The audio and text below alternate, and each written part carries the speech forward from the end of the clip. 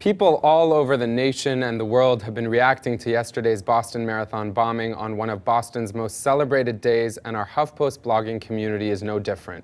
We reached out to several HuffPost bloggers and invited them to join us to discuss their reactions and blog posts on Monday's tragedy. People are coming together to celebrate strength and victory and happiness and all of that, but at the same time, as a nation now, we are struggling with the tragedy and the anger that comes with the tragedy and the horror that we're feeling. And you know, your blog post is called Responding to Boston with Holy Anger. What were you trying to get down? I mean, what was the process like?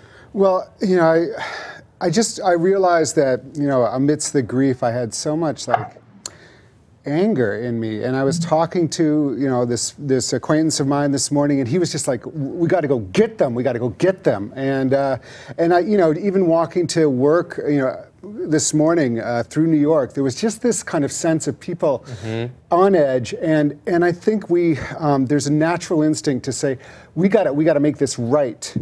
You know, this is a wrong, and we want justice. And I found myself really slipping into that, not being able to sleep last night, thinking about it, being more and more angry. And then I realized that I can control how I use this anger. It can be used for destructive impulses. I can use it to be furious and wrathful and, you know, bloodlust, or I can use it to be productive, to be sympathetic, to be compassionate, and also to support those families in need, to be someone who's really on the side of justice, yes, but also of building a better future. And so that's the kind of anger I want. I want a righteous anger that's going to help us build something better. Right, and you know, a righteous anger, when you talk about that, I think it resonates with so many people because the anger is unavoidable, you know, as you're saying, at least as an initial reaction. And to that point, we have this comment from I'm Dropping Dimes 7 minutes ago saying, I almost don't have room for sadness, just overflowing with anger.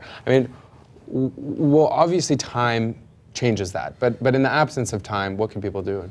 I actually think, you know, I think that the anger is the natural part, but there's not one way to use anger. And I think, you know, there's an anger that anybody has when, you know, someone has, you know, an injustice, a horrible crime has been committed.